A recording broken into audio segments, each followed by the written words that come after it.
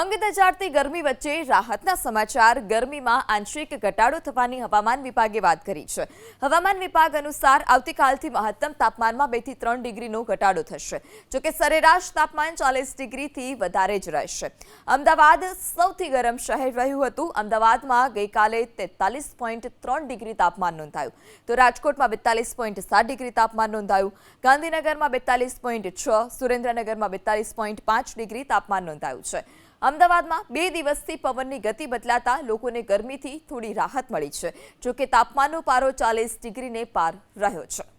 જો કે સરેરાશ તાપમાન 40 ડિગ્રીથી વધારે જ રહેશે।